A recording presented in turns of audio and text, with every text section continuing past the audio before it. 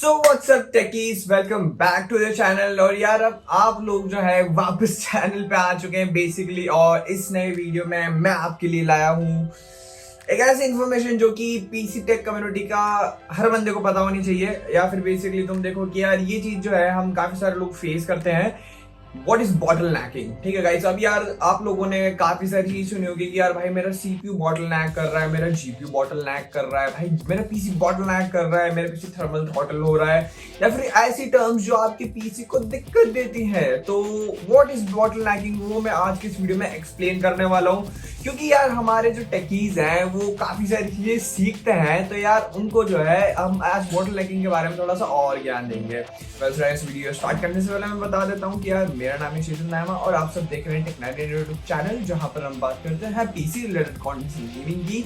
अगर आपका interest PC related content gaming में तो मेरे चैनल को देखिए, मेरे चैनल को सब्सक्राइब कीजिए। So guys, after a short intro we will be right back.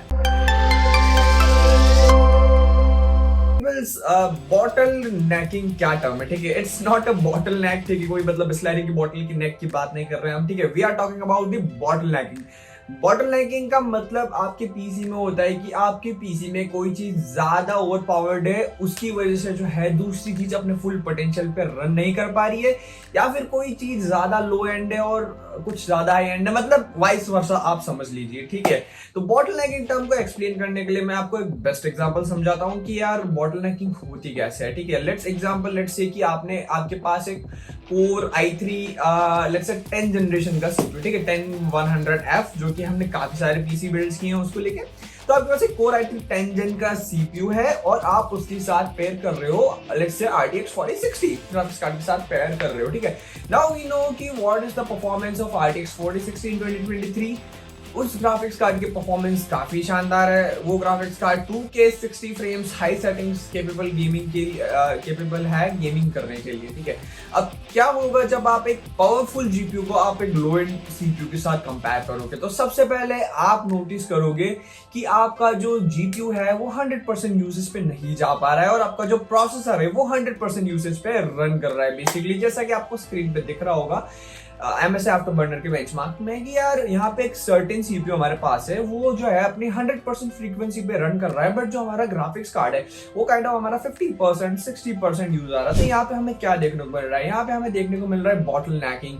आपका जो सीपीयू है वो आपके ग्राफिक्स कार्ड को बॉटलनेक कर रहा है, वो उसका साथ नहीं निभा पा रहा है, उसको हैंडल नहीं कर पा रहा है जीपीयू को। ठीक है, तो इससे आपको क्या देखने को मिलता है? इससे आपको गेम्स में सडन फ्रेम ड्रॉप्स देखने को मिलते हैं, जीपीयू की परफॉर्मेंस पूरी नहीं निकलती है और आपका सीपीयू जो है बेचारा घुट घुट के चलता रहता है। ठीक है, अब भाई ये तो बात होगी बॉटलनेकिंग की।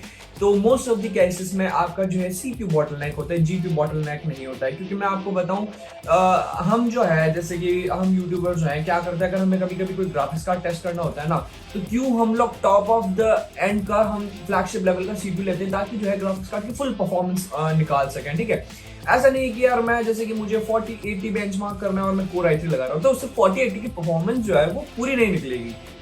समझ रहे हो ना आप? जैसे कि उसका पोटेंशियल भी पूरा रन नहीं करेगा। सो व्हाइल बिल्डिंग योर पीसी आपको ये ध्यान रखना है कि हम यार कुछ ज्यादा ओवर पावर ग्राफिक्स कार्ड ना ले लें, ज्यादा ओवर पावर सीपीयू नहीं ले लें। ओवर पावर सीपीयू ले लोगे ना तो चल जाएगा, कोई दिक्कत नहीं है, बट ग्राफिक्स कार्ड के बारे में बात कर रहा हूँ। लाइक जैसे कि मैंने मेरे चैनल पे काफी सारे कॉम्बोज की वीडियो बनाई है। हम कॉम्बोज क्यों सर्च करते हैं?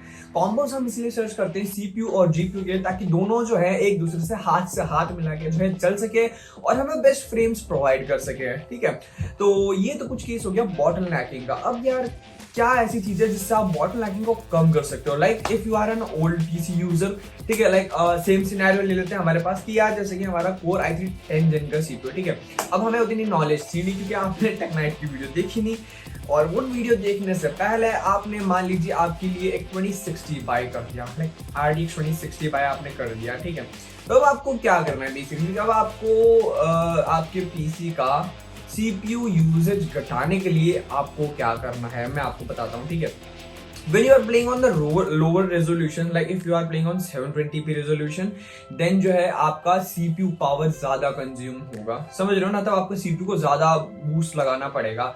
तो आपको क्या करना है? आपको ट्राई करना है कि आप जो है अपनी रेजोल्यूशन को मैक्सिमाइज कर सके। लाइक काइंड ऑफ अगर आप 720p आपके पास मॉनिटर है, तो आप डायनामिक रेजोल्यूशन AMD का ऑन कर सकते हैं। अगर आपके पास लाइक 2K मॉनिटर है and if you have Core i3 10 Gen, तो ट्राई कीजिए कि आपका जो रेजोल्यूशन है वो आप 2K पे रख के गेम खेलें, जबकि अगर आपका ग्राफिक्स का 2K पे नहीं भी गेमिंग करा पा रहा है, लाइक अगर आप 1080p 60 फ्रेम्स पे अगर आप गेमिंग कर रहे हैं, ठीक है, और आपका 2K मॉनिटर है, तो मैं आपको कहूंगा कि 2K लोअर सेटिंग्स पे आप गेमिंग कीजिए। इससे तो क्या होगा, आपकी CPU पे स्ट्रेस कम पड़ेगा और GPU पे स्ट्रेस बढ़ेगा, क्योंकि आपकी GPU को मोर स्क्रीन रेंडर करनी पड़ेगी, मोर फ्रेम्स रेंडर करने पड़ेंगे, तो उससे जो है आपकी GPU पे ज्यादा लोड पड़ेगा और उससे जो है आपकी GPU का ज्यादा यूज आएगा instead of CPU। When you are going with the lower resolutions, अगर आप 1080p पे बात करें, 720p पे बात करें, तो यहाँ पे जो है आपका CPU का यूटिलाइजेशन ज्यादा होता है किसी भी गेम में, ठीक है। तो अपोजिट क्या है, when you are going on 2K and 4K, तो वहां पे जो है आपकी GPU की VRM और GPU की पावर ज्यादा मैटर करती है। तो अगर आपके पास ऐसा कोई केस है कि यार मेरा CPU थोड़ा कमजोर है और मेरा GPU ज्यादा पावरफुल है, तो go with the higher resolution to solve this kind of bottlenecking. मैं कहूंगा मतलब प्रॉपर बॉटलनेकिंग तो आपकी सॉल्व नहीं कर पाएगा, बट काइंड ऑफ 10 to 15% बॉटलनेकिंग जो है वो आपकी इस चीज से सॉल्व हो जाएगी। तब कंक्लूजन में मैं यही कहना चाहूंगा कि यार देखो, बॉटलनेकिंग जो है ना वो आपके टोटली पीसी कंपोनेंट्स पे डिपेंड करती है। आपको जो है पीसी कंपोनेंट सेलेक्ट करते वक्त ध्यान रखना चाहिए कि हम ज्यादा ओवर पावर्ड GPU ना ले लें अपनी CPU के कंपैरिजन में।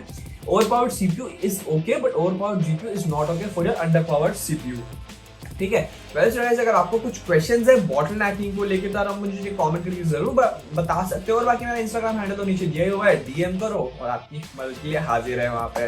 वेल गाइस, होप आपको आज का वीडियो पसंद आया, अगर पसंद आए तो लाइक करें, नहीं तो आप सब्सक्राइब करें। अगले ऐसे वीडियो में फिर से मुलाकात होगी, तब तक के लिए धन्यवाद।